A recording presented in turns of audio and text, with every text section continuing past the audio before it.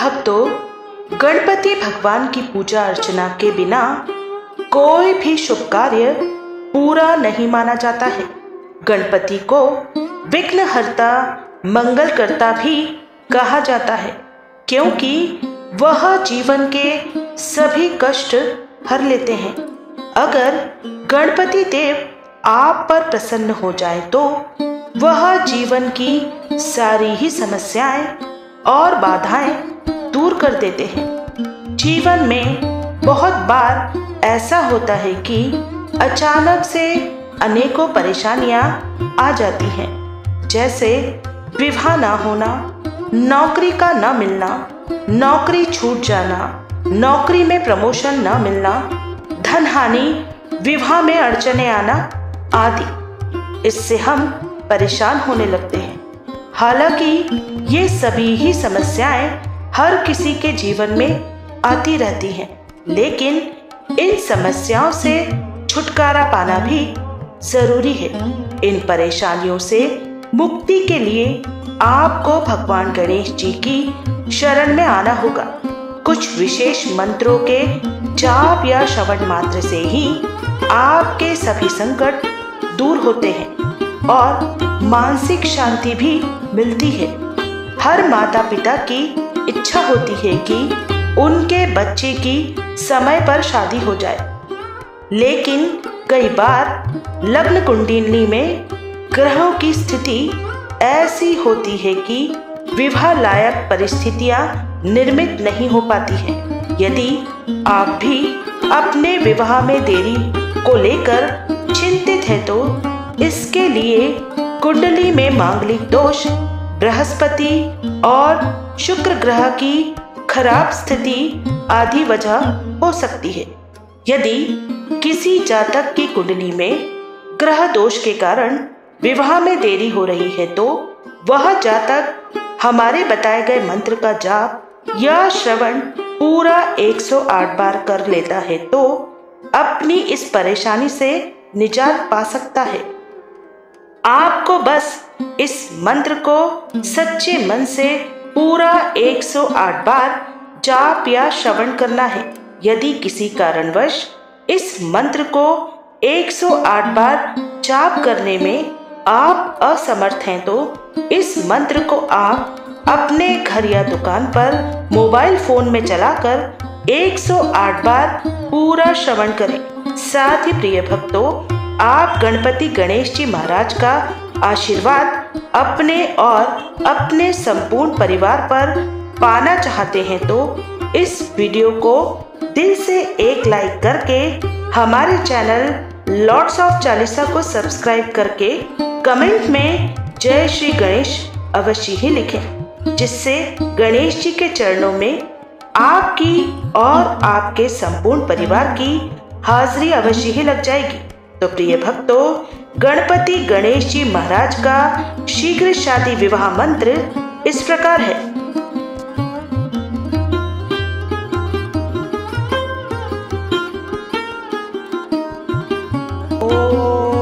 ओम श्री गं सौम्याय गणपतये वरद सर्वजन्मे अविघ्नाय मम विवाह कुरु स्वाहा। ओम श्रीं गं सौम्याय गणपतये वरद सर्वजन्मे अविघ्नाय मम विवाह कुरु स्वाहा। ओम श्रीं गं सौम्याय गणपतये वरद सर्वजन्मे अविघ्नाय मम विवाह कुरु स्वाहा।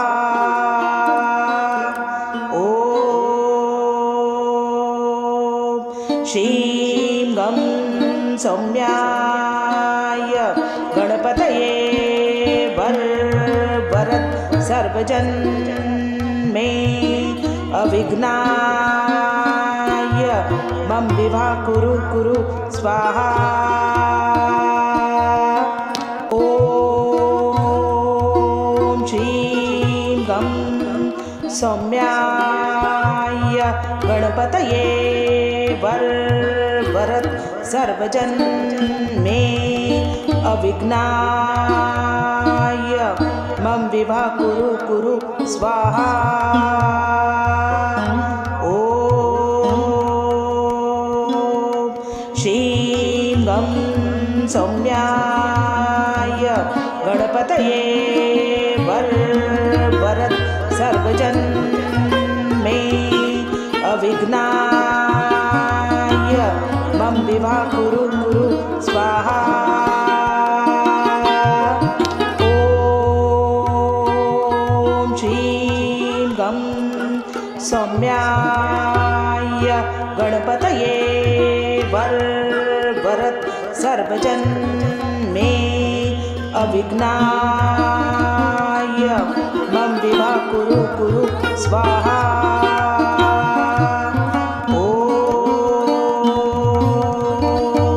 श्रीं गं सौम्याय गणपतये वरद सर्वजन मे अविघ्नाय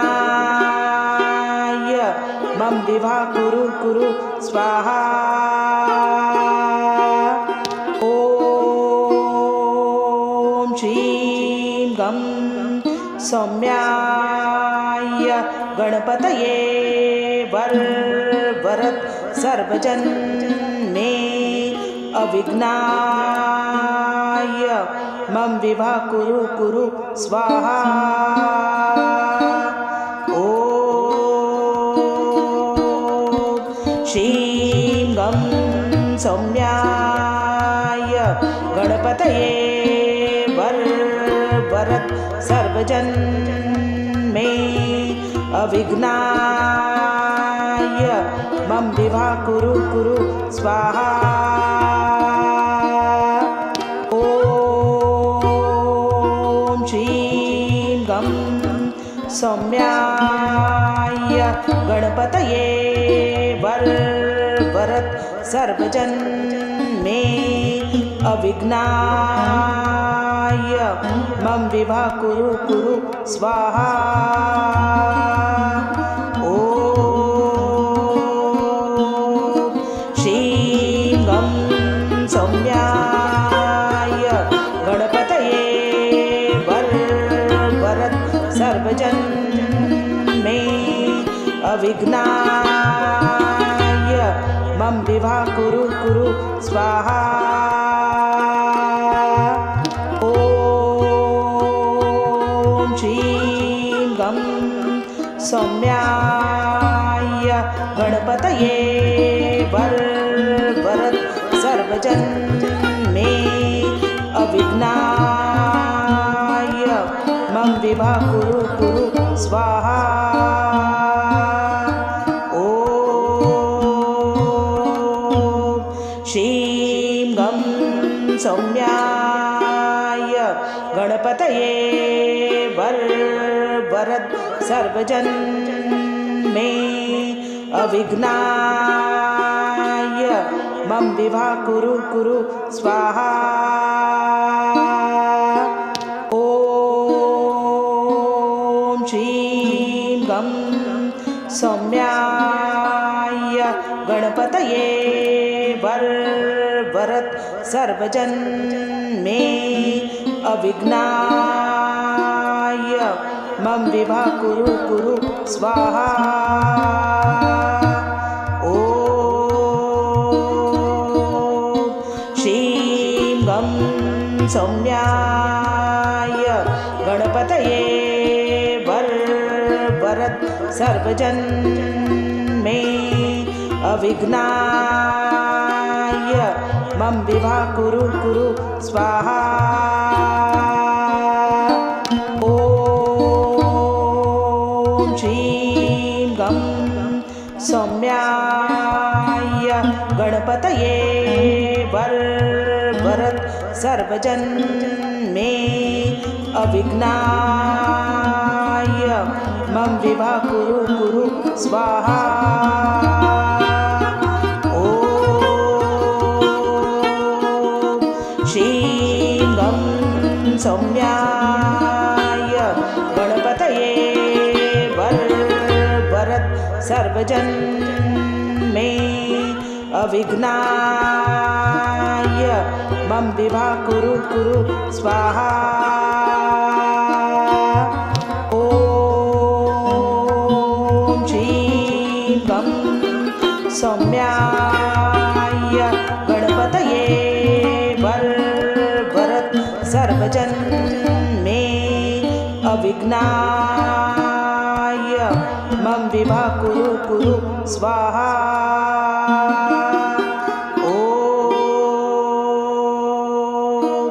श्रीं गं सौम्याय गणपतये वरद सर्वजन मे अविघ्नाय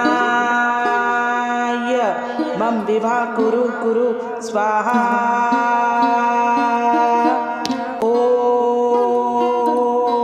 श्रीं गं सौम्याय गणपतये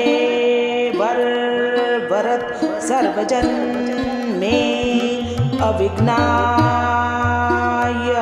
मम विभा कुरु कुरु स्वाहा। ॐ श्रीं गं सौम्याय गणपतये वरद सर्वजन मे अविघ्नाय मम विभा कुरु कुरु स्वाहा। ॐ श्रीं गं सौम्याय गणपतये वरद सर्वजन मे अविघ्नाय मम विभा कुरु कुरु स्वाहा।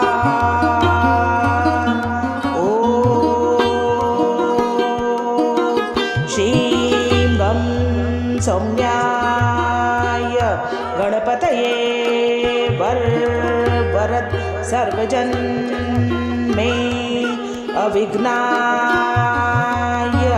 मम विभा कुरु कुरु स्वाहा। ॐ श्रीं गं सौम्याय गणपतये वरद सर्वजन मे अविघ्नाय मम विभा कुरु कुरु स्वाहा। ॐ श्रीं गं सौम्याय गणपतये वरद सर्वजन मे अविघ्नाय मम विभा कुरु कुरु स्वाहा। ॐ श्रीं गं सौम्याय गणपतये वरद सर्वजन मे अविघ्नाय मम विभा कुरु कुरु स्वाहा। ॐ श्रीं गं सौम्याय गणपतये वरद सर्वजन मे अविघ्नाय मम विभा कुरु कुरु स्वाहा। ॐ श्रीं गं सौम्याय गणपतये वरद सर्वजन मे अविघ्नाय मम विभा कुरु कुरु स्वाहा। ॐ श्रीं गं सौम्याय गणपतये वरद सर्वजन मे अविघ्नाय मम विवाह कुरु कुरु स्वाहा। ॐ श्रीं गं सौम्याय गणपतये वरद सर्वजन मे अविघ्नाय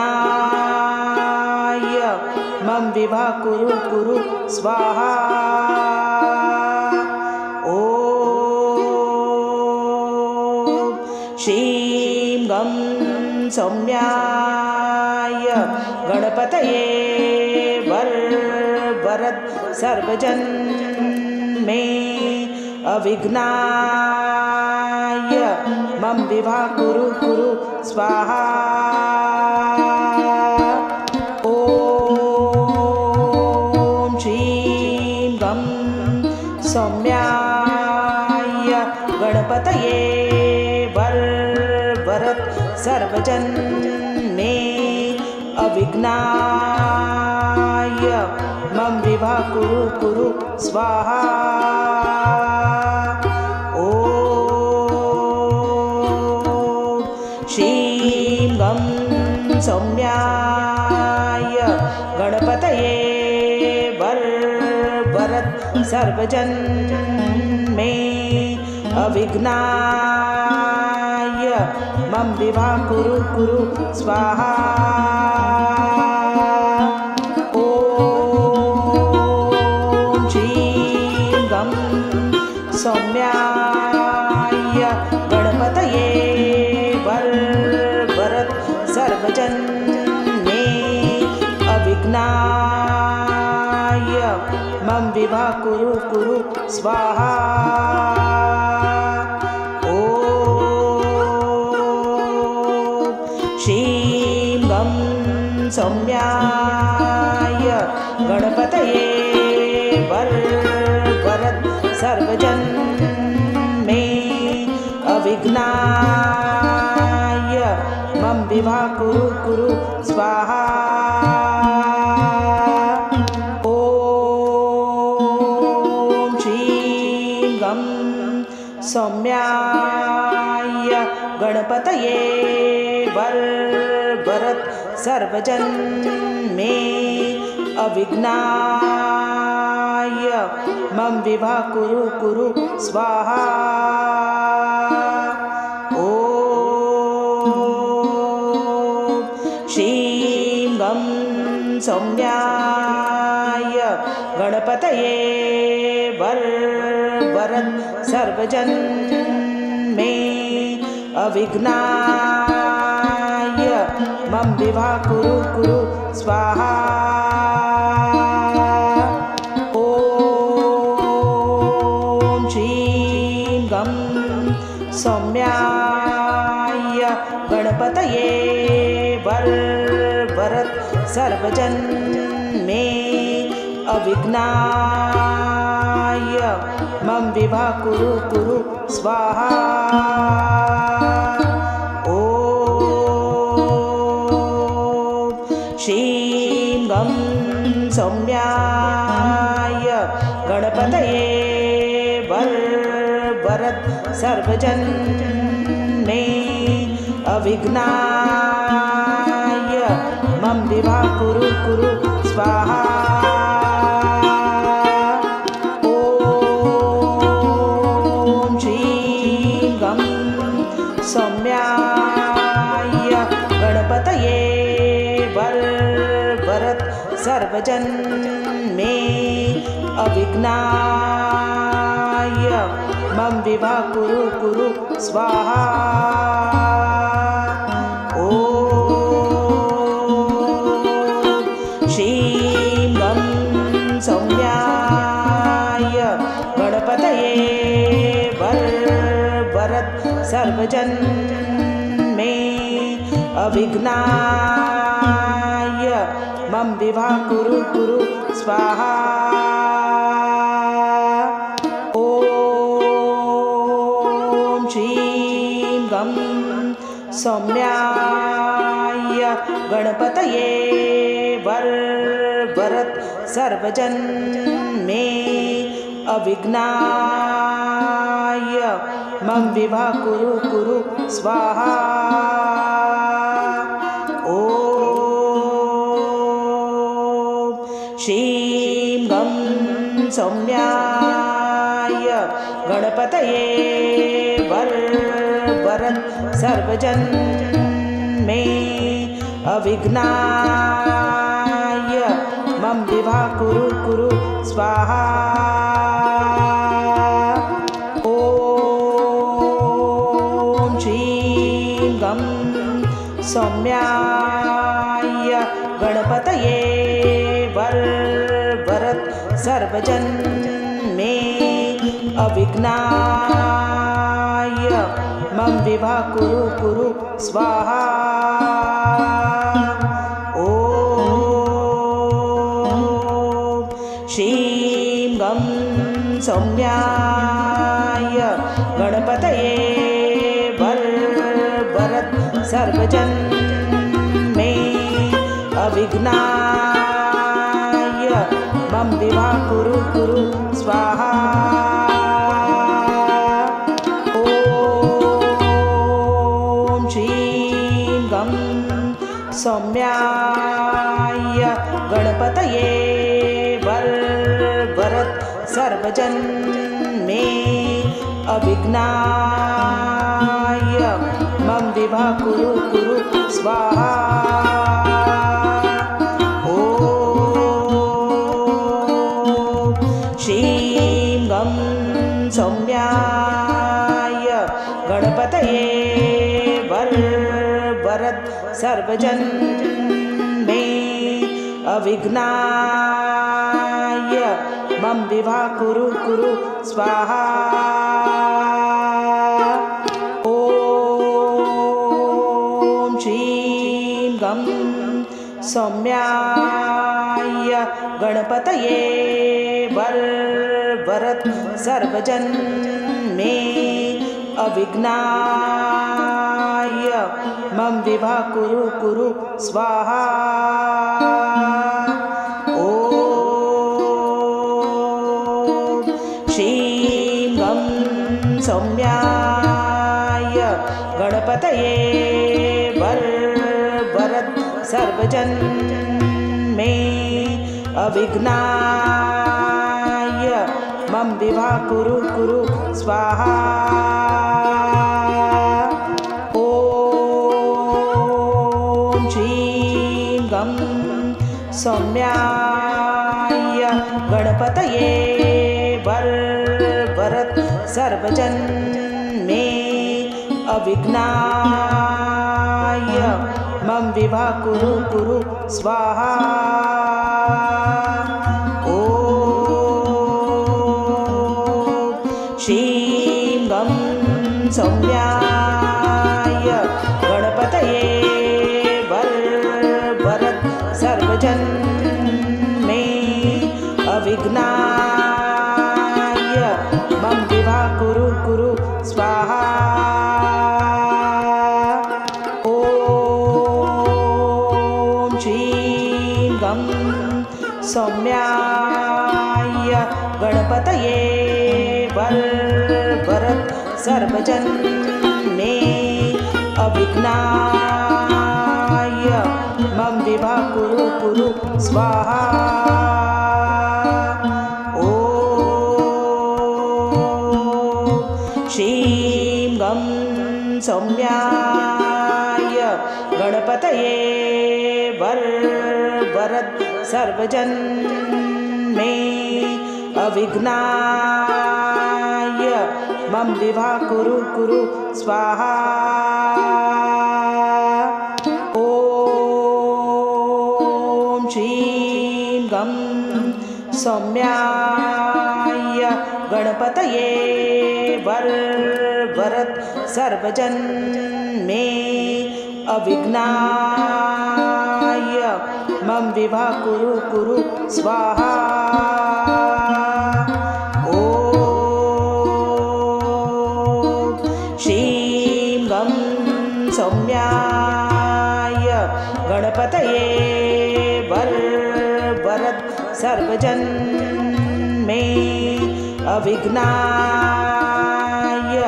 मम विभा कुरु कुरु स्वाहा। ॐ श्रीं गं सौम्याय गणपतये वरद सर्वजन मे अविघ्नाय मम विभा कुरु कुरु स्वाहा। ॐ श्रीं गं सौम्याय गणपतये वरद सर्वजन मे अविघ्नाय मम विभा कुरु कुरु स्वाहा। ॐ श्रीं गं सौम्याय गणपतये वरद सर्वजन मे अविघ्नाय मम विभा कुरु कुरु स्वाहा। ॐ श्रीं गं सौम्याय गणपतये वरद सर्वजन मे अविघ्नाय मम विभा कुरु कुरु स्वाहा। ॐ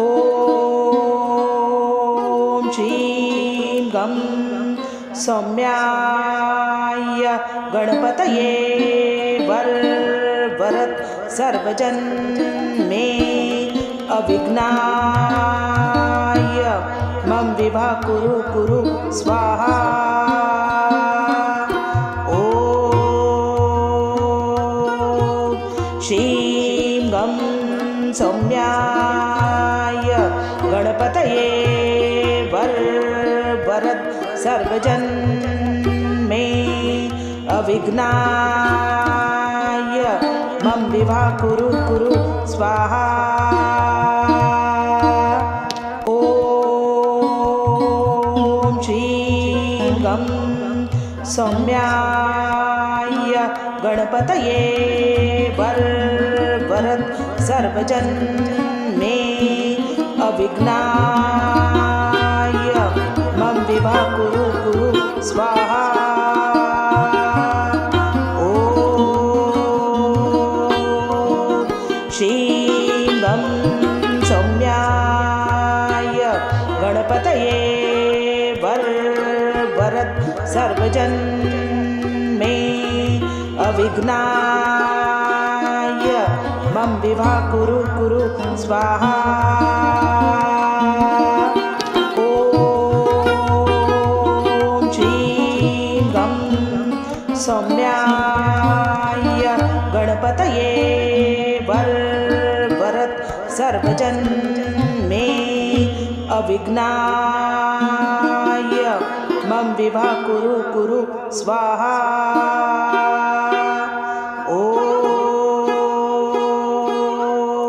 श्रीं गं सौम्याय गणपतये वरद सर्वजन मे अविघ्नाय मम विभा कुरु कुरु स्वाहा। ॐ श्रीं गं सौम्याय गणपतये वरद सर्वजन मे अविघ्नाय मम विभा कुरु कुरु स्वाहा। ॐ श्रीं गं सौम्याय गणपतये वरद सर्वजन मे अविघ्नाय मम विभा कुरु कुरु स्वाहा। ॐ श्रीं गं सौम्याय गणपतये वरद सर्वजन मे अविघ्नाय अविघ्नाय मम विभा कुरु कुरु स्वाहा। ॐ श्रीं गं सौम्याय गणपतये वरद सर्वजन मे अविघ्नाय मम विभा कुरु कुरु स्वाहा। ॐ श्रीं गं सौम्याय गणपतये वरद सर्वजन मे अविघ्नाय मम विभा कुरु कुरु स्वाहा। ॐ श्रीं गं सौम्याय गणपतये वरद सर्वजन मे अविघ्नाय मम विभा कुरु कुरु स्वाहा। ॐ श्रीं गं सौम्याय गणपतये वरद सर्वजन मे अविघ्नाय मम विभा कुरु कुरु स्वाहा। ॐ श्रीं गं सौम्याय गणपतये वरद सर्वजन मे अविघ्नाय मम विभा कुरु कुरु स्वाहा। ॐ श्रीं गं सौम्याय गणपतये वरद सर्वजन मे अविघ्नाय मम विभा कुरु कुरु स्वाहा। ॐ श्रीं गं सौम्याय गणपतये वरद सर्वजन मे अविघ्नाय